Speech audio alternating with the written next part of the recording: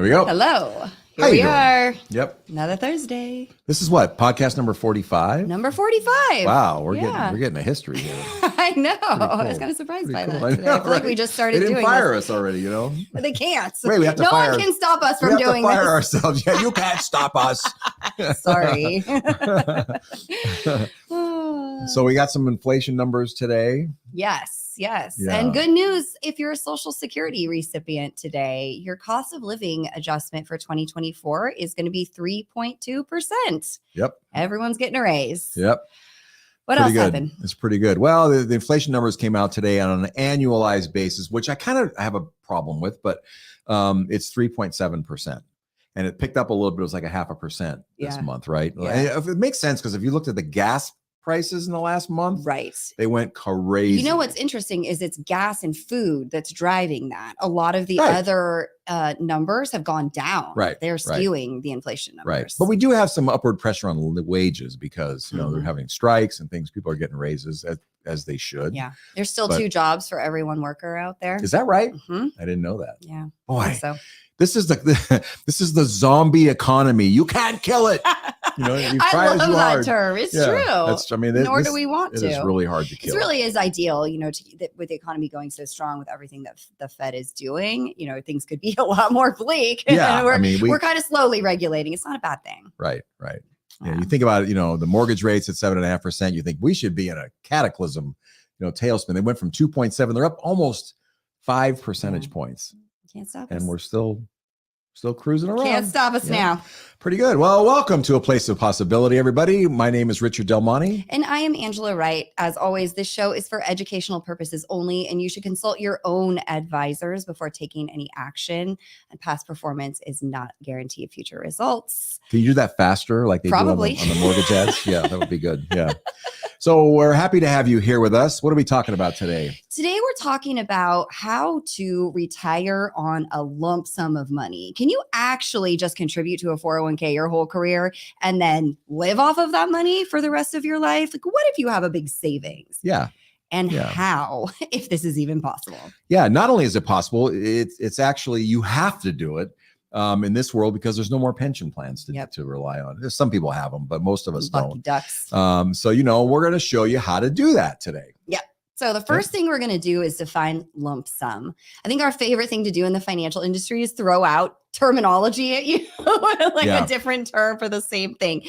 So what we mean by a lump sum, you might also hear us call it your portfolio, your nest egg, your nut, your magic number, retirement savings, whatever. Yes, your principal. Yeah. So it's the amount of money that you manage to save up for yourself, or maybe employer matching or something like that. So we're talking about savings, the money you've put in your savings accounts, in your brokerage accounts for investing, your retirement plans like 401k, 403b, IRAs. Maybe you have one of those great, amazing companies and you get a pension payout in the form of a lump sum. Perhaps you received an inheritance and maybe you contributed to an HSA while you were working. Right. And as a retiree, you might combine these things with pension income, rental income, and most of us will get Social Security. Right. So there are 3 major considerations you have to think about and plan around when you want to retire and live on your savings. The first major consideration is how much can you actually safely withdraw from the amount of money you have saved, your lump sum or your principal or whatever you want to call it. So we're going to give you some examples here. The numbers are between in a typical person that's retiring, somewhere between 4 and 5% per year of your lump sum. So if you have a $6 million account, 4% would be 4.5%, 240,000. And then you could go all the way up to like 300,000. So we'll give you some examples. If you are an investor with a high level of risk tolerance, who can handle what we call a growth type portfolio, that would have 70% in equities. Now, equities are stocks, right? And you wouldn't just have like the S&P 500, you would spread that out.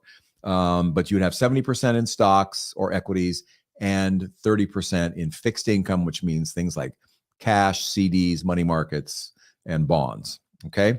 Then you could be expected to withdraw 5% per year from that 70% equities portfolio, which would be about $300,000 a year on a $6 million portfolio. If you're, and retirees should never have more than 70% in equities or stocks.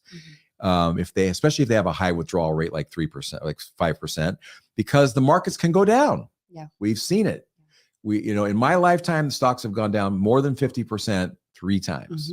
And guaranteed it's going to happen again, right? Of course. It's like the one thing I can guarantee you, actually. We don't know when. On average, it goes down like 50% every 25 years, but it doesn't like follow a train schedule. It's going to, if only, or a plane schedule. It's going to do it whenever it does it. Like in 2000, it went down. And then in 2007, it did it again.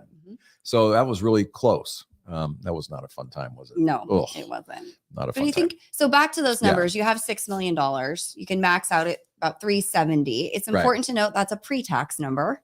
Right. That's before taxes. Right. And if you're sitting here, like we can teach you to do the math on this yourself, right? Take the amount of money that you have in your portfolio, multiply it by 0.05 on your calculator. That's the amount that you can safely draw annually from that portfolio. And an easier way to do that even is just divide that your account by 20. Yep. That'll get you 5%. You don't want to do fractions. The rule of 20. So then if you are a growth and income investor, which means you can tolerate having 60% of your money in stocks, you can afford to take out 4.5% per year. On a $6 million portfolio, you're talking about $270,000 a year of income. Someone more risk averse, could only tolerate having 40% of their money in stocks. They could plan on withdrawing about 4% per year, which would be about $240,000 on a $6 million account. And we would say that the least any retiree should have is 40% in stocks, right? That's the rule of thumb. And why is that? We're going to talk about this a little bit later, but the big point is we have to outpace inflation with our retirement income. We'll dig into this with some numbers. Right. Now, if you're someone who is white knuckle, or people that are white knuckle and they cannot take any risk in the stock market because they're afraid of whatever, then there is a portfolio for you too. It's called the end of the world portfolio. And so basically you would keep all your money in treasuries, CDs, money markets, things like that have no risk. And to be able to, it's really important that you plan on living to be about 100 years old, because who knows how long we're going to live. But if you plan to live only till 90 and you happen to live 10 more years, guess what? You don't have any money. So you need to plan on living to at least 100. And so that portfolio, you would deplete your portfolio over your lifetime so that when you turn 100, there's no more money left. But if you needed, let's say, $10,000 a month in retirement cash flow, and you're 65 years old, you would need $120,000 a year times 35 years. That equals $4.2 million. And you're basically just taking out your principal. But what the great thing is, with the interest that you are going to earn, you're going to earn money on that money, but that's going to provide the inflation hedge, so that if you're starting out with $10,000 a month, by the time you're 100, it could be, $25,000 a month. And that's what the interest on the account does. So basically, even if you're completely risk averse, you can still do it, right? But you just have to plan for it. Yeah, essentially, your nest egg has to be a lot bigger. Right. A lot bigger. If you're not willing to let that money be invested. Yeah. So speaking of, the second consideration is allocation, which is what Richard is talking about here. You have this amount of money. We've learned already how much we can safely draw from that amount of money. And then how you allocate it matters a great deal. There's this old adage that once we retire, we have to be really conservative with our investments, right? And it comes from the place of not having a ton of historical stock market data, people investing in a handful of individual stocks because they pay high dividends. Like that's how my grandfather invested, and how your dad did it. And that's what they had. And so they had to go to more conservative options, and they had to draw down their principal. You don't have to do that anymore if you allocate your account properly. So, we've had clients ask, should we just be in cash, right? Like I'm retired, I don't want to lose any money. Should I just be in cash? And now when cash pays 5%, okay, not so bad, especially if we're looking at an inflation rate of, 3.7%. Right. But, most of my career, interest rates have been 2-3% or less on your savings account. And you're not even keeping up with inflation when you're doing that. So, we need to have a portion of our money invested in the market. And we're really aware of inflation now, where I think most of my career people haven't been, because it's just like wasn't a big deal. Finally, everybody understands inflation. Like, I hate that we had to go through this, but thank you. And it worked. And if you've been listening for a while, you've heard this story already. Rich, tell the story of your father's retirement income arc. Okay. So my father retired in 1980. So that was 45 years ago. At the age of 55, he retired young. And at the time, his pension that he got from his employer was $600 a month, which sounds ridiculous today. Like, how could that even possibly happen? But at the time, you could buy a car for like $3,000. So it was actually doable. Yeah. The problem is when my father died in 2012, 32 years later, he was still getting $600 a month, but that car that he bought right before he died had risen from $3,000 to $20,000. And now, of course, you can't even touch a car for $20,000. It's more like 40 at least, right? Yeah. So that gives you an example of what we're talking about. You can't rely on a pension or a steady fixed amount of money that it won't provide the same amount of income to you over your lifetime. You've got to have an inflation hedge. Yeah. And this is where as a society, we think very short term, and this is a huge problem. People cannot project to age 90. They cannot fathom eggs being $20 a dozen. That will happen, and you need your income to keep up. No question. And so, like Richard said, the ideal amount of stock to bond ratio in your portfolio ranges between 40 to 70% for somebody who's retired. And that, it really does depend on your own tolerance for risk, your own investment experience. When you open that statement at the end of the quarter and there's a loss, how do you feel? Are you one of those people who's like, oh, okay, fine, it'll be better next quarter? Or does it ruin your day? Those are some of the questions that you need to ask yourself. But best practice between 40 and 70%. Right. In stocks. And, it's enough to outpace inflation, but not so much in stock that you don't have money available to take your draw when markets are down. And so one of the things that we do when we construct client portfolios is ensure that they have years worth of draws, the money they're actually pulling to live on, in fixed assets like bonds and cash. And when we do this, you're able to ride out anything that's going on in the stock market, because you don't have to touch that portion, that bucket of your portfolio for many years. People often say, like, what's a reasonable return sort of expectation for a portfolio that has only 40% in stock? This is important, right? Because when we hear investment return news, it's almost always the S&P 500 that we're hearing about. That is only the 500 largest United States stocks. There are tens of thousands of stocks out there, that you can invest in. And when you have, let's say, 60% of your portfolio in stocks, only that portion, and only a portion of that, is subject to what's going on in the S&P 500. So if the S&P is up 10, only a little portion of your portfolio actually got to capture that return. So in a 60-40 portfolio, do not expect to get 10% annual returns. And it's just not feasible, right? You're looking probably closer to 6 to 8% returns. Do you agree with that? Yep. Over the long haul? Absolutely, for sure. Yep.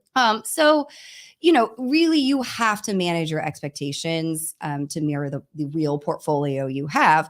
But again, if you're earning 6 to 8% and you're drawing 4.5%, oh, you're golden. You're banking some of that money. We got some examples to show you how this really works coming up. And one thing to keep in mind is that, there are going to be years when you lose money in your portfolio. Yeah, absolutely.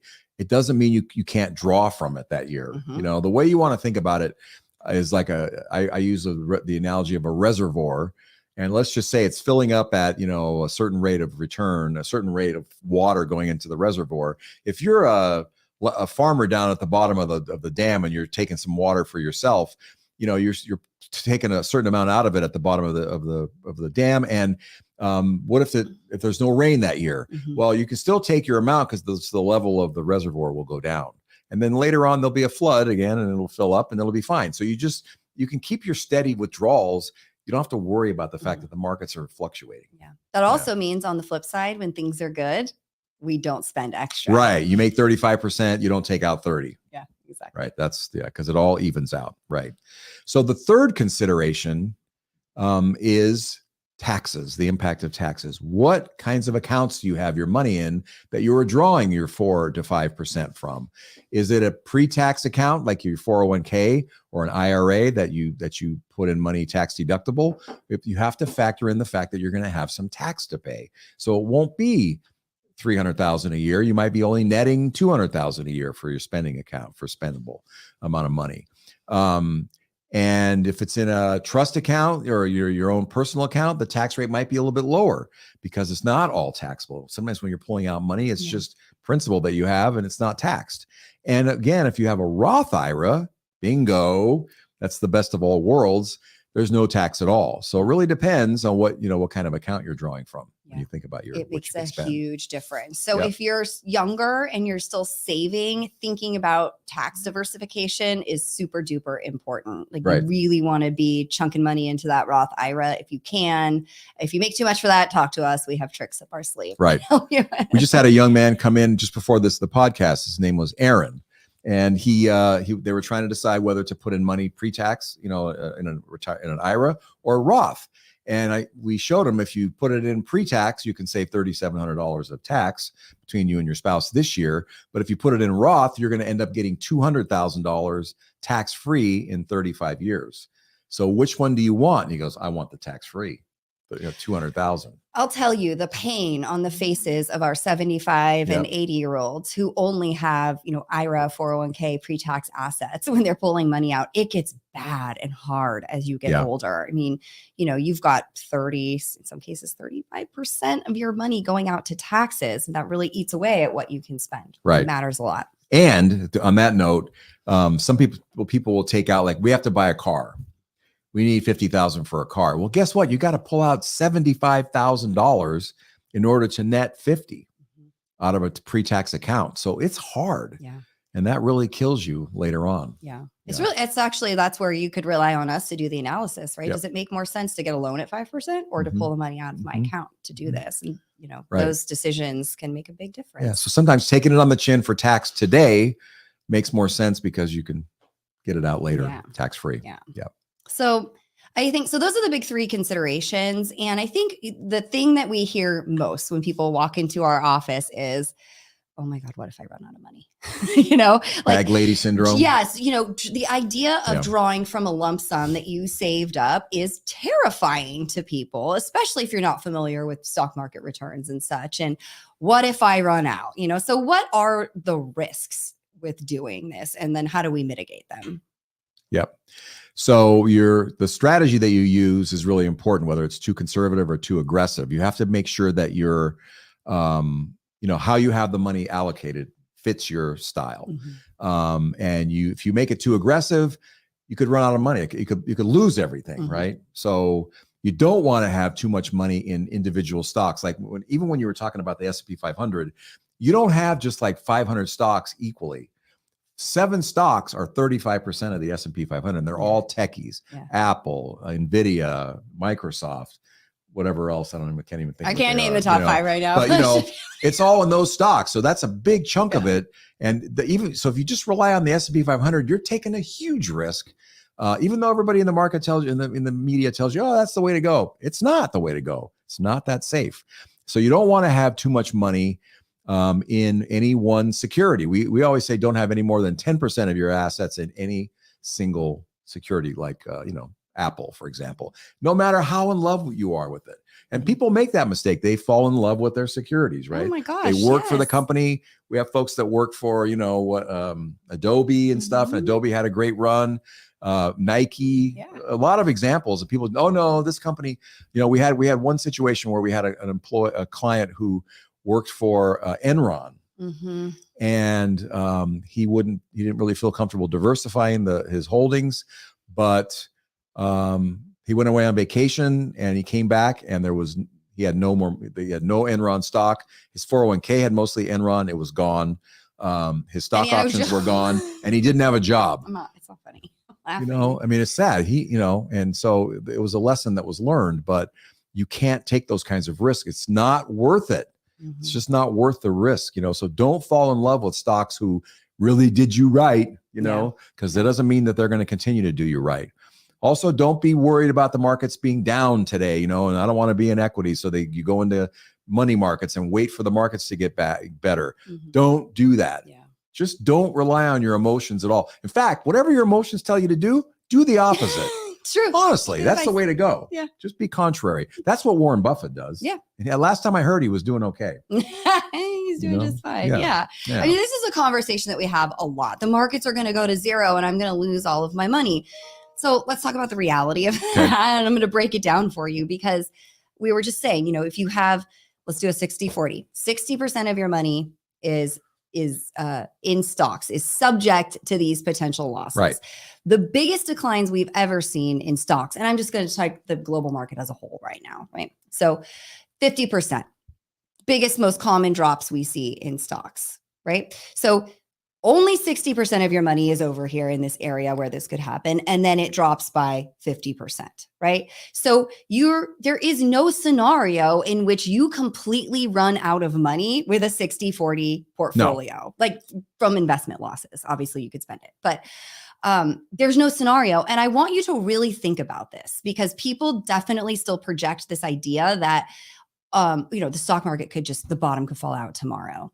That would mean that every corporation in the world is deemed completely valueless by every investor in the world. So we have bigger problems if that's going on, right? Every corporation is defunct suddenly. Like, where are you getting your gas and groceries? We have a go get your gun situation going on. Grow your own food. Yeah. I mean, so this is just like, I will admit it's possible. It's not probable, but it's possible. And in that scenario, you're not going to care what's going on with your investments because you're surviving. Yeah. So please, the stock market going to zero along with your portfolio is really not probable. Right. The more probable scenario is a portion of your stocks goes down by 50%. You freak out and you put everything in cash and you never recover. Right. That's how people lose their money in the stock market. Right. So, like I said, we sometimes have 5 to 7 years worth of a client's income that they need in bonds and cash and things that are guaranteed by the government. To continue paying their interest and return the principal. So you really, if you have a well-constructed, diversified portfolio, eliminate that eventuality from your mind completely. You can weather any storm like that in that situation. Okay. So another risk is the inability to control yourself. If you have a big portfolio of, say $6 million, and you're using it for retirement, you're withdrawing your 4 to 5%, whatever it is. People, we've seen these mistakes. They tend to raid the cookie jar, right? They treat it like a piggy bank, and that is fatal. Yeah, you cannot do that. If that's going to be your go-to, then you might want to think about doing something different. Like we got some ideas on QLACs and things like that, where you can put some money into the future for your because you really don't want to spend it now. You don't want to run out, and you will. We had a situation where we had a client who couldn't stop withdrawals because he had kind of loser kids, right? And he kept bailing them out. They were living in his house for free. They wouldn't pay him rent. He had a rental house, so he wasn't renting the house, and they were sponging off him. And he would pay for their medical insurance and all these things. And he ended up he wouldn't stop doing that. And he ran himself completely out of money by the time he was 70. He retired young. And it was a catastrophe. Our hearts were broken, but they couldn't stop them. Remember the one where you had the one who wanted to pay bail for the son? Yeah. My son's in jail. He needs $25,000. I learned a little bit more about the case. And I said, no. Yep. We showed her the impact of what might happen and other options for the son. And in that case, she did not give him the money. But, that case study about that family is a really important one because it's really easy for us to sit here right now and say, don't give your kids money. But if your kid is suffering as a parent, it's almost impossible to say no to them. Right. And I will just say, one thing you can put in your mind is if you run out of money, you're a much bigger burden to your children than not giving them, that $1,000 they need for school or their car or whatever they need. Like they can figure it out. Right. Especially if it's education related. Yeah. They'll figure it out. Yeah. And so if you're getting your, $20,000 a month coming out of your portfolio, it doesn't mean that you can go and pay your property tax bill twice a year of another $50,000 or your, some contributions and stuff out of it, like your tithing or whatever. Those things they're over the long run, they're fatal. Yep. And that's a good point. You really need to make sure that your retirement budget is solid.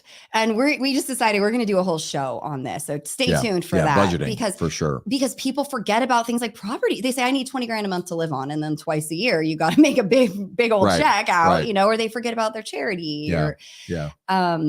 They make assumptions like, well, I'm not commuting to work. I don't have to buy all those fancy clothes anymore. I'm going to spend less. Like, no, you're not. You're hanging out all day. Yeah.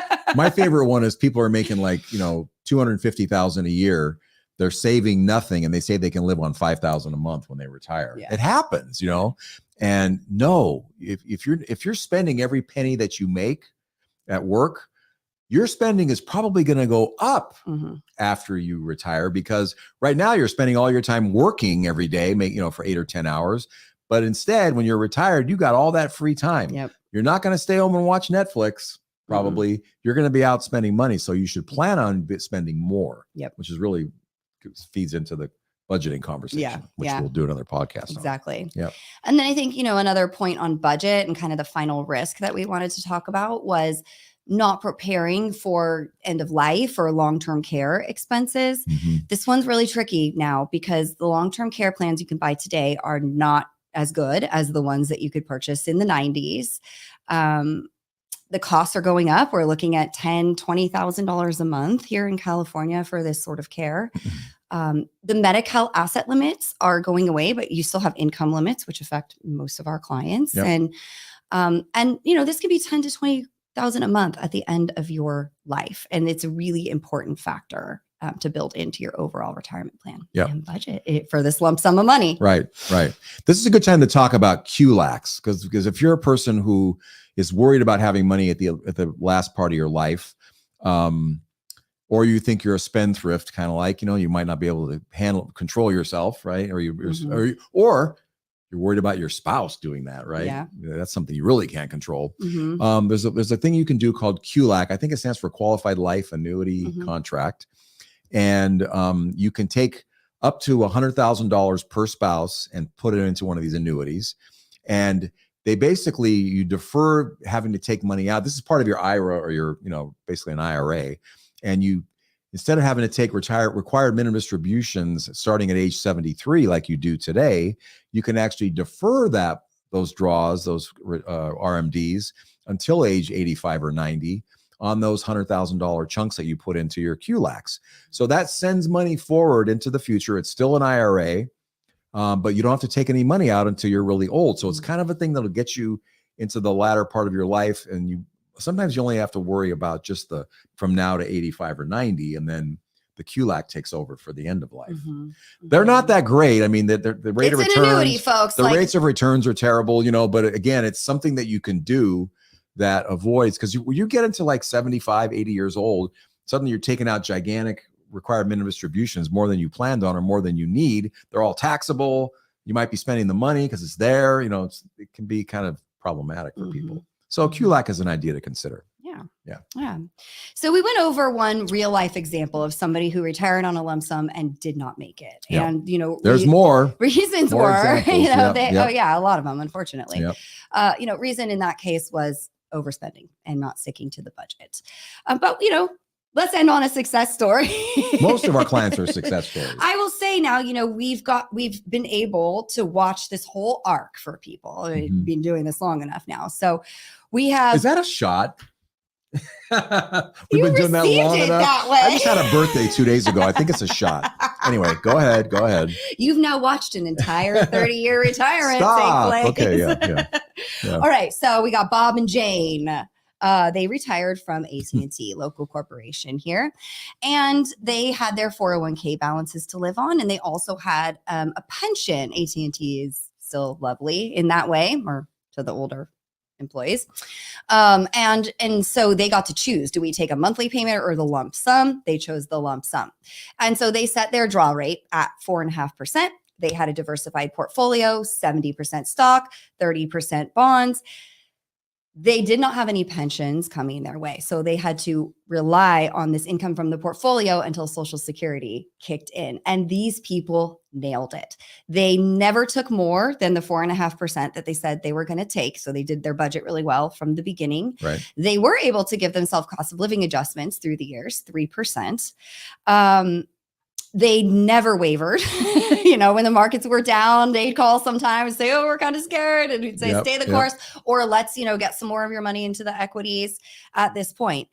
And so they have pulled $150,000 annually from this portfolio. They've given themselves a cost of living adjustment. It's been 22 years, and they now have twice the amount of money in their portfolio than they started with. It really is possible. Yeah. All those projections your financial planner shows you, have you dying with $20 million in your account. That really is possible if you follow the best practices on how to retire and live on a lump sum. For sure. Yeah. For sure. We hope that this is do you have anything else to say on the topic? No, or I want to take us home. No. All right. I hope that it put some of your minds at ease as to how to do this. And I know some of you are probably freaking out because you're doing that math now. You're going, oh no, I need to start saving more. So, keep contributing to that 401k. And if you have questions or show ideas for us, please reach out to us. Or, if you want to know how this impacts your portfolio or what you need to save, please feel free to reach out to us. We'd love to help you. Yep. And we'll see you again in 2 weeks. Until next time, remember, you're invested and so are we. Take care. Bye.